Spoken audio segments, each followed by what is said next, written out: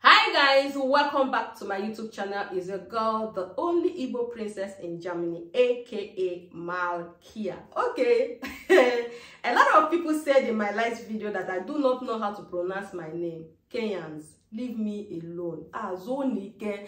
Kenyans, Zonike. You people should rest. You people should ask Zonike. If you people rest, all the prayers that we have been praying for you people, I'm telling you the truth, it will work. The way you people are going is not fair. How can you say I don't know how to? Some people said I removed the L. Malkia. I got it right. Okay, guys, let's jump into today's video. So, recently I've been talking about election. Yes, and in my last video I mentioned that we discussed the way that we can learn one or two things from the Kenyan government or the Kenyan people who just concluded their own presidential election. And on that video, I explained the reason and how Kenyan youths, how Kenyan people, citizens came together, not even coming together, but they spoke in one voice, the way they come together to fight for their country, the way they all decided as youths, because when it comes to riots, when it comes to destruction of properties and life, when it comes to election post violence or before violence or whatever it is that it is called, it is the youth that normally engage in things like that. Even if they are not the one that is sponsored, even if they are being sponsored, somebody can sponsor you and you say as an adult, you say you are not going to be part of it. So Kenyan people came together, or even in their different cities, in their different tribe, they said, okay, this year we are going to just give them our vote. We are not willing to shed blood. We are not willing to destroy life and property, because at the end of the day, we are the one at the grassroots. We are the one that is going to suffer. So people like Kenya, people like borrowed their self-brain in this election, and at the end of the whole election, they stick together. Everybody was rooting for his or her own candidate, but at the end, they put Kenya as a country first.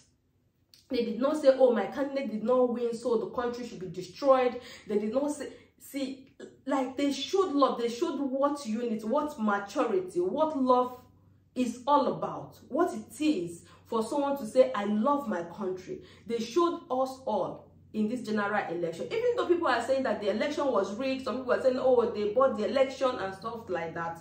Irrespective of what has happened, the thing that I took from that, or every other person, both if you're in Europe, if you're in America, if you're anywhere outside Kenya, the only thing that everybody was praying for and took with was the fact that that election was peaceful. People were not talking about free and fair election. People were talking about, because we have gotten to the stage where what we want is peace. Whoever it is that comes into power will stay for a limited time. But the peace is unlimited in every country. Peace is not something that you say, oh, after 4 years, we want peace. Now we don't want peace. Now we want trouble. No, there's nothing like that. It doesn't. Everybody wants peace.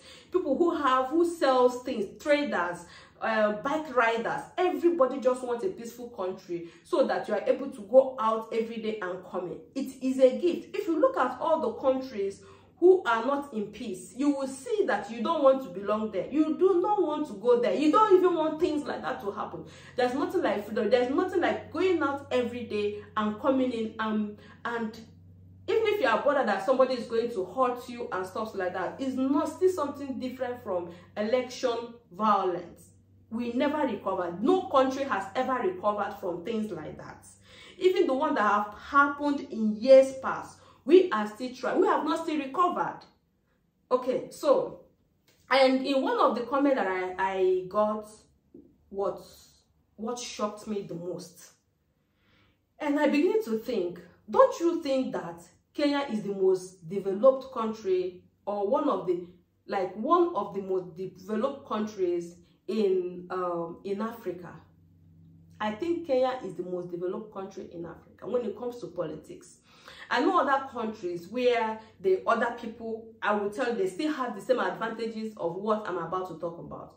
And one of the things that I got from this comment section was that when I was saying that, I said something. I said the Kenyans outside the country they all supported, they all educated their people, they advised people to vote and go home. And then I think about 3 or 4 comments read, Kenyans abroad, in diaspora, they voted. Omo, I shocked, like, bing, bing. I have been reading that comment like over and over again. And every time I read it, I said, what? Giant of Africa. Nigeria. Kenyans. Outside the country, we are able to vote. And then I remembered something also. I think it was 3-4 years ago when they also had the election. It was not this recent election. I think it was the one before this. And a friend of mine was traveling to the US, or she was in US.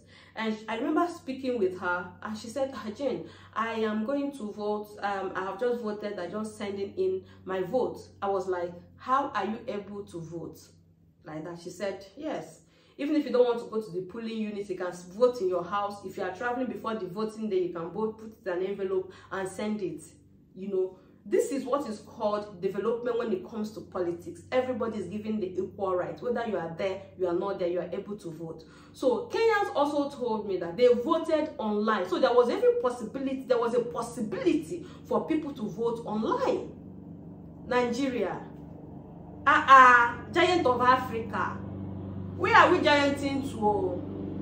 Guys, if you are hearing this noise, there is a farmer very close to me here. He's the one that is running all the noise. Let us talk now. Why is that people are not able to vote? Like, the one that weakens me the most is that they even take the campaign. People come to Europe and presidential aspirants, Peter Obi, Ashwaji, Bola, Ahmed Tinubu, and the rest of them, they are going from country to countries to campaigning to those who are not going to be able to vote if they don't travel. For me now, if you don't have money, I don't think with the situation of things, the way that the teeth, let me say it in Igbo,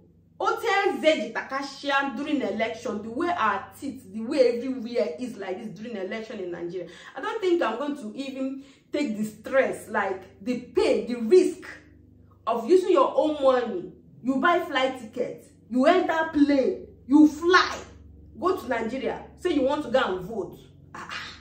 Hey, when we get there, when we get to that river, we shall cross it. But for now, we have not even gotten very close to the stream. We don't even have the pot that they are going to use to pack the water if we are going to fetch the water.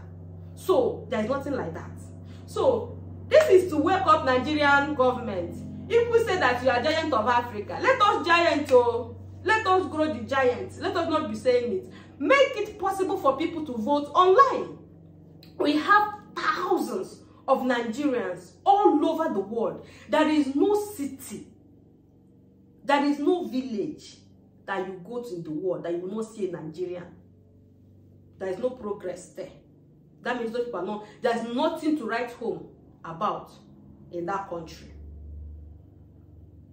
In fact, maybe people are not living in that, not the country, in that village. Everywhere you go to in the world, you must find a Nigerian.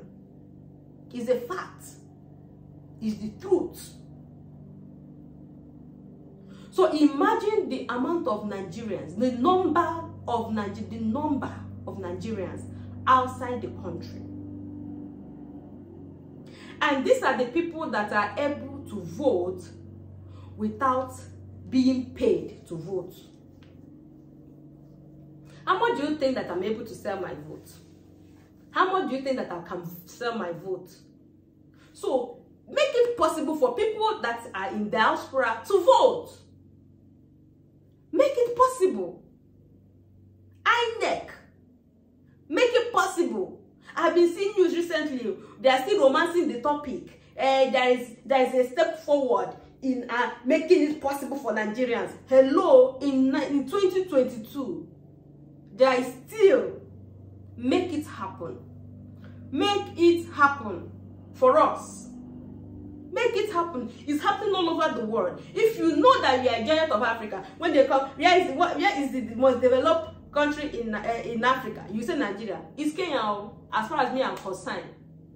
If they have two things, they are able to vote without post-election violence, and there are people abroad, people in diaspora was able to vote. My people, story closed. Kenya is the most developed country in Africa when it comes to politics. Thank you. Bye bye. I hope you enjoyed this, and if you did not enjoy this video, that is your own. Bye.